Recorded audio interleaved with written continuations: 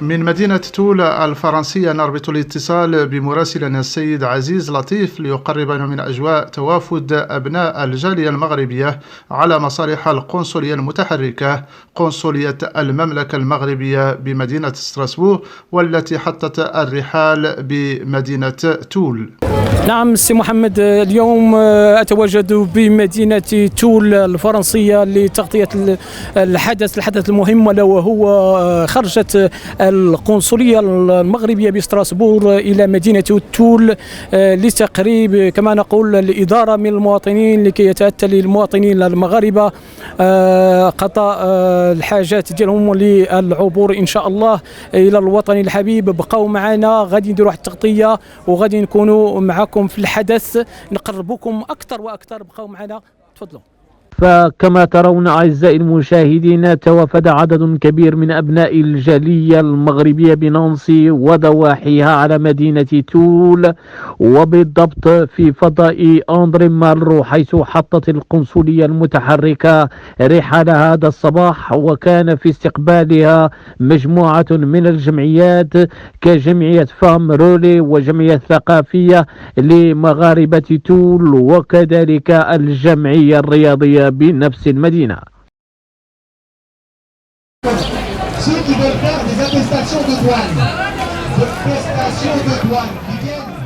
وقد حل عدد كبير تجاوز 2000 شخص من أبناء الجالية المغربية أمام هذا الفضاء، جاءوا لقضاء مصالحهم الإدارية والاستفادة من هذه البادرة التي تدخل في إطار سلسلة من الخرجات التي تقوم بها القنصلية المغربية من أجل تقريب الإدارة من المواطنين.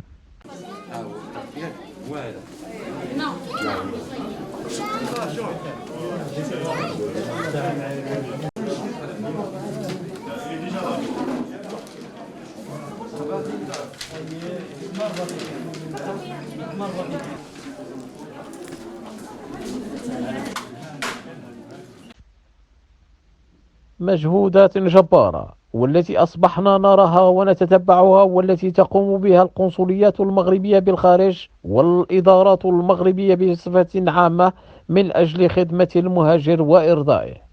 خدمات جليلة يقوم بها موظفو القنصلية بكل تفان واحترافية وروح الوطنية رغم الضغط والتوتر والكم الهائل من الملفات، وأحيانا حتى المضايقات الناتجة عن سوء التفاهم، خصوصا في هذه الظرفية التي نعيش فيها في جائحة كورونا.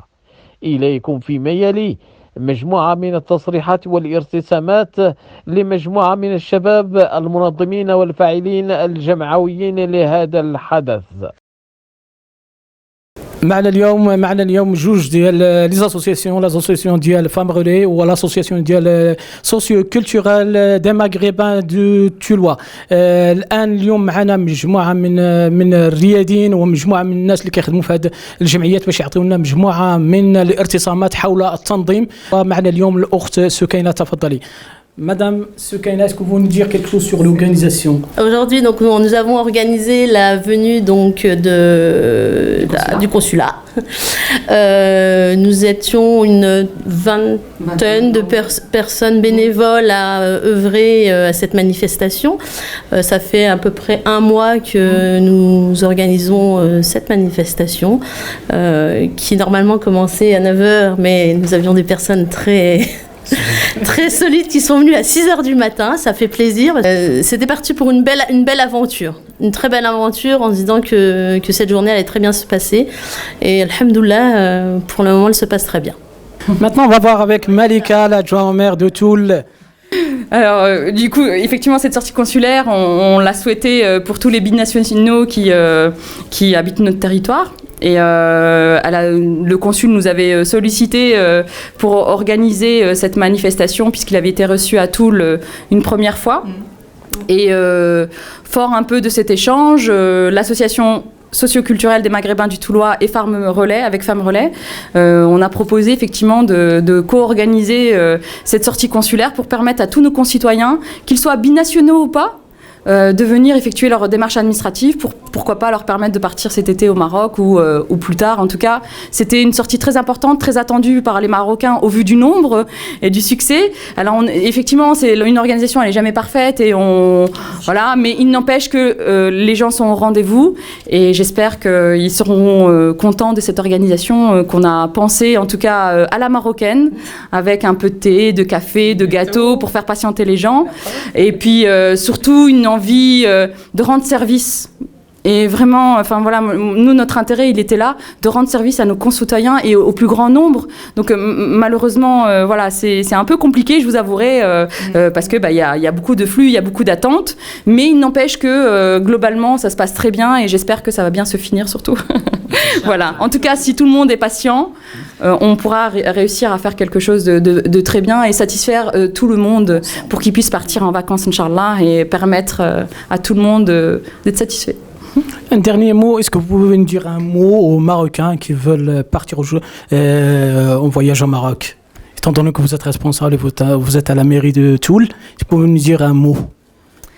Ah, pour ceux qui veulent partir, on veut tous partir. Avec les procédures là, en ce moment de PCR et tout. Je pense qu'on attend tous les mesures après le 30 juin pour permettre vraiment une ouverture. En tout cas, moi, je tiens à remercier notre maire déjà parce que de nous permettre d'avoir accès à ces locaux et de pouvoir organiser cette sortie consulaire. À monsieur le consul aussi pour sa confiance et à toute l'équipe consulaire parce que c'est un gros travail. Hein, les gens se sont levés quand même très très tôt pour pouvoir ici être. Il y a 2 heures de route. Donc sans compter leur délai de route à eux sur Strasbourg pour pouvoir se rassembler le matériel. Enfin voilà, c'est une grosse organisation. Il y a aussi tous les bénévoles qui ont travaillé sur cette journée. C'est entre 25 et 30 personnes qui se sont relayées au fur et à mesure. Et puis toutes les petites mains, moi je dirais, qui ont bien voulu nous apporter un petit gâteau, un petit fait maison. Tout cela est gratuit. Nous avons que la bonne volonté et l'idée fixe effectivement de pouvoir aller au Maroc. J'espère, Inch'Allah, alors respecter, effectivement la simplicité c'est d'aller se faire vacciner. Moi-même je suis vaccinée pour aussi montrer l'exemple, mais aussi parce qu'on a envie de partir à l'étranger. On veut pas, moi j'ai passé...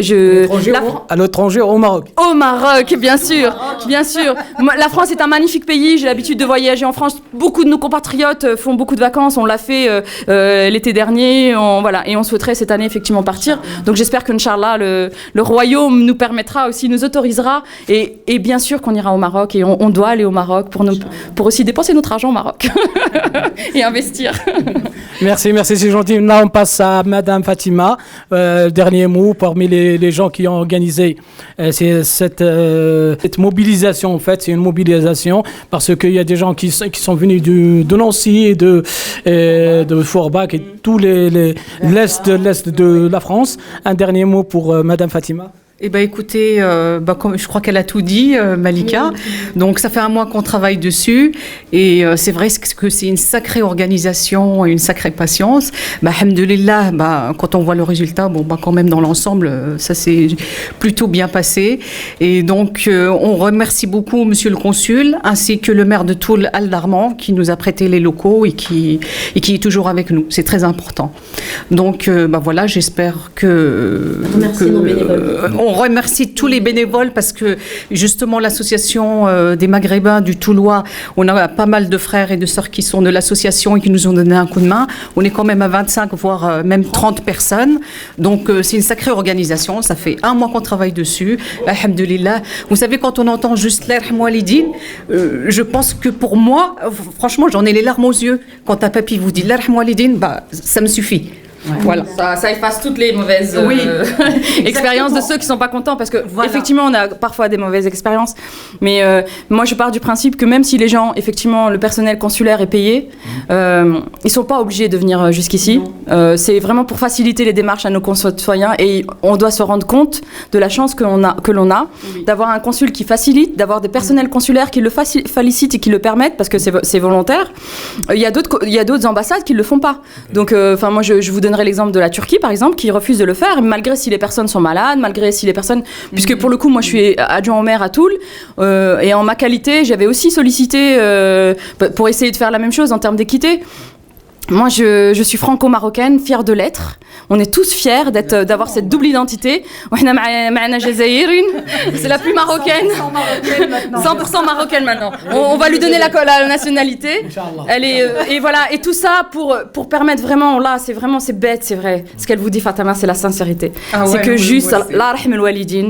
Si on arrive dans le respect, comme on sait le faire dans d'autres institutions, ça irait beaucoup mieux. Alhamdoulilah. Il faut juste écouter, faire. Donc si vous avez, Inch'Allah, la possibilité de l'organiser, il faut aussi que les gens ils entendent que Insan Ifraq Sbar de notre côté, mais aussi du côté des gens, pour qu'ils tiennent les lignes, qu'ils respectent le travail qui est effectué et ce temps qu'on donne au détriment parfois de notre propre famille. Donc il faut vraiment, c'est vraiment un engagement parce qu'on y croit.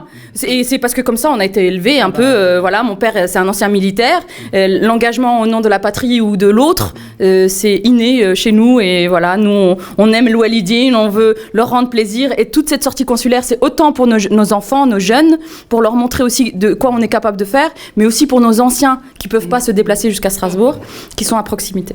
كنتنقلوا لواحد القطاع اخر اللي مكلفه به واحد الجمعيه الرياضيه الجمعيه ديال الامسا تيمو ناس كي دازت هذه الاجواء ديال التنظيم شنو تقدر تقول لنا على التنظيم وهادشي هذه الاجواء اللي دازت اليوم دابا راه قربنا للنهايه واش تقدر تعطينا الحصيله ديال شنو كاين واش هادشي مر باحسن ما يرام واش كاين شي حاجه اللي تقدر تقولها للمتابعين ديال ماغلو. Ouais, donc pour une première fois, c'est vraiment pas trop mal, vu le nombre de personnes qu'il y avait. On s'attendait à ce que ça soit difficile, mais alhamdoulilah, tout s'est passé presque normalement. Il y a un peu de bousculade, mais alhamdoulilah, ça va franchement. Et puis, je tiens surtout à remercier les sœurs qui étaient à l'initiative, donc Malika et puis Sakina de Femmes Relais. Et à remercier aussi les gens qui ont participé au bon déroulement de la journée. Et puis les gens du consulat, alhamdoulilah, qui ont vraiment bien travaillé avec nous. Quoi. Donc voilà. Est-ce que vous envisagez refaire l'expérience pour l'année prochaine? Inch'Allah, avec la journée d'aujourd'hui, on a vu ce qu'il y avait à Gomé. Donc c'est fort possible de le refaire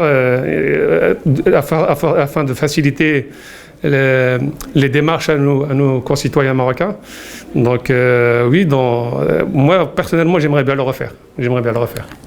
Vu l'organisation, est-ce que vu que vous êtes un responsable d'une association, est-ce que vous passez un message aux citoyens marocains à l'occasion? En fait, c'est pour les inciter à revenir vers leur pays, en vérité, leur pays d'origine. Donc, il y en a beaucoup qui sont détachés, surtout les jeunes qui sont nés ici. Nous, alhamdoulilah, on est nés au Maroc, on a grandi au Maroc, donc on a gardé les racines. Mais c'est pour qu'ils retrouvent un petit peu leurs racines. Et donc, voilà, c'est dans le but là.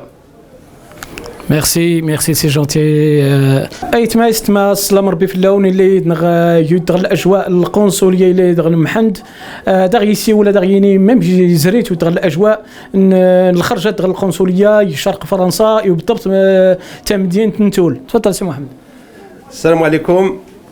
ومدينه تول 54 200 تول ينانسي نرحب بس القنصليه المغرب إلا ستراسبورغ.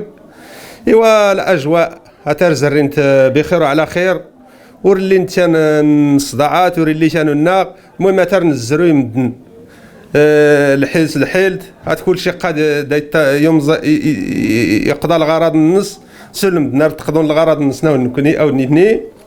ايوا نكوني دي غنقابل سواتاي الاتاي الكاطو القهوه امان كل شيء ونا التريشاشان وياس نصيفضاو كاين نتاي نصيفضاو من القهوات الكاطوات او المسمني لا المغرير. المهم الحمد لله قان الزريا يدغ بخير وعلى خير. انا نتمنى دي غادي ندا داك كدانا ودنيتني تحترم من دي ودنيتني تسكرنا عاون النظام عاوننا كل شيء قلنا يقضوا الغرض النص كل شيء يقضوا الغرض النص ان شاء الله. نتشكر ماكلورا ونتات دغيا غادي تشرف ستوادانس الاعلام ديال الناس تسكر. شكرا. ايوا السلام عليكم. تنمير النون دابا حاليا معنا عبد الكريم حتى هو كان من بين اللي نظموا معنا هذا الحدث. بغينا يعطينا الراي ديالو. تفضل سي عبد الكريم. السلام عليكم ورحمه الله وبركاته. عبد الكريم من مدينه تول. ما وديني غير النظام نحاول ما امكن هذه يجري بخير وعلى خير واخا مساكين هذا السير المجهودات تحل لابد ان لا نمدوا ريت احترام لابد المشاكل المهم القنصل عندنا ولا دون ارداك كل شيء يقدروا الغرض نسنا غير يمكن الصبر تفروا سلام الله وبارك الله فيكم. شكرا للإذاعة ماغلور، شكرا سي محمد، بارك الله فيكم، حياكم الله، شرفتونا بالحضور ديالكم، الله يحفظكم. السلام عليكم. شكرا تلميرت. On a des jeunes qui ont participé à l'organisation de cet événement. Là, on a deux filles qui veulent nous dire un mot sur cette organisation à Toul. Bah écoutez, bonjour, je m'appelle Yasmine, je suis étudiante et du coup on est là aujourd'hui pour accompagner les ressortissants marocains dans leur démarche administrative et du coup on est ravis d'être ici, on a été sollicité pour et c'est avec plaisir du coup qu'on est là, c'est une première fois à Toul et on est plus que ravis d'accompagner ces personnes pour qu'ils puissent ensuite voyager au Maroc et profiter ainsi de leur beau pays qui est le Maroc. دائما الاخوان دائما في التغطيه المباشره ديال هذه الاجواء ديال الخرجات القنصليه معنا السي العمراني. السي العمراني تقدر تقول لنا شي كلمه على هذه الاورغانيزاسيون، هذه الخرجات ديال القنصليه؟ السلام عليكم، اهلا وسهلا، معكم السي العمراني احمد، نائب رئيس الجمعيه المنظمه يعني والخرجه القنصليه الخرجه الاداريه للقنصليه العامه بستراسبور. فاحنا تنشكروا القنصل العام للقنصليه العامه بالمملكه المغربيه بستراسبور وتنعملوه وتنميو الفكره يعني نشكروا الاخوه المقيمين والاخوه الكتاب والموظفين ديال القنصليه اللي رحلوا لي ماشين ديالهم وجاو يعني قربوا الاداره المغاربه. فمره اخرى تنشكروا الجميع وتنشكروا المنظمين وتنشكروا يعني المقيمين على هذا الحفل الكبير. ومره اخرى تنتمناو ان فيها اغلاط، الا كان اغلاط الحمد لله، واخا كاينين اغلاط قلال فاحنا ان شاء الله غاديين وكنتنماو. تنتمناو ان شاء الله العام المقبل والرحلات المقبله والخرجات المقبله الاداريه المقبله للقنصليه العامه ستراسبور يكون من الاحسن الى الاحسن. وتنشكروا القنصل العام ولاله رشيده المقيمه بستراسبور منذ سنين، الله يبارك في عمرهم ان شاء الله ويكثر خيرهم. السلام عليكم ورحمه الله تعالى وبركاته. فعلا هذه الرساله من مواطن السي العمراني اللي عطانا واحد اللمحه ديال الناس اللي كيخدموا معنا. فعلا الاخت رشيده اضافه للسيد القنصل كذلك خدامين ودايرين واحد المجهود جبار في اطار دائما هذا المشكل اللي قلتي الاغلاط ولا الاخر. ما كتشوف السي العمراني بان اليوم القنصليه ماشي هي اللي منظمه، هي مجموعه من لي زاسوسياسيون، ورغم ذلك ان هناك مشكل. ما كتشوف السي العمراني بان المشكل كيجي من المواطن ديالنا؟ داك الشيء ماشي واش كنقول لك كنقصوا منه، ولكن داك الزربه بغا يصاوبوا هذا وداك الشيء كيتجمع داك الشيء ستريس وكيعطيو واحد الصوره واحد الاخر عدم تنظيم واحد الاغلاط. تفضل. نعم عندك الحق، الا ان هذا العام تراكم الغياب شي شويه يعني جائحة كوفيد اللي حبست الناس هذه عامين قريب 3 سنين ما مشاوش، فالله يكون في العوان. الناس يعني تهالفت على الاداره باش تعمل الاوراق ديالها ومشتاقه للمغرب الحبيب ان شاء الله باش تزور احبابها وتزور جدادها وتزور والديها. الى كان شي تجاوزات ولا شي ديباسمون حنا مسامحين وتنعذروا الناس وتنقولوا لهم تنفهموا باللي كل شيء بغى يدخل المغرب، بغى يشوف احبابه. تنتمناو ان شاء الله من ربي سبحانه ياخذ هذا الوباء وينقص يعني من الجائحه باش كل واحد ان شاء الله يتلاقى احبابه وديالو ان شاء الله في امان وامان. شكرا الاخ سي العمراني، رساله قويه دائما كتاكد بان القنصليه بشرق فرنسا قايمه بواحد مجهود جبار، وان المشكل دائما يكمن في ان المواطن كيكون زربان وكيكون بغى يقضي الاغراض ديالو بسرعه كبيره وما بغاش يتنقل. باش غادي هذا الشيء كله نقدروا نترجموه بالوطنيه دائما اللي كتحرك واحد الجيشان ديال المواطن باش يتسرع باش يقوم باش يصوب الورق ديالو. داكشي اللي كيجيب واحد تكتل وواحد مجموعه من الاخطاء، لا نقول اخطاء بل هي الزربه باش يقضوا الاغراض ديالهم. في الختام ان شاء الله تنجدوا الولاء لسيدنا صاحب الجلاله الملك محمد السادس الله ينصره، وتنقولوا له باللي احنا جنود مجندين وراءه ووراء الصحراء المغربيه، والقضيه المغربيه الوحيده اللي كتهمنا حسب يعني لي زيشانتيون ولي استجوابات اللي داروا لي غران جورنو فرونسي لي غران ريبورتور فرونسي في لافول هنايا. ما كانش شي واحد اللي غادي يسمح ولا غادي يفرط بالدم ديالو وبالروح ديالو من اجل مغربيه الصحراء ومن اجل الدفاع عن الوحده الوطنيه. الله يبارك فيكم ويبارك في عم سيدنا. السلام عليكم ورحمة الله. شكرا سي العمراني، كلمات جياشة وكلمات تعبر عن الوطنية القحة. تبارك الله عليكم وحياكم الله، إلى ملتقى إن شاء الله.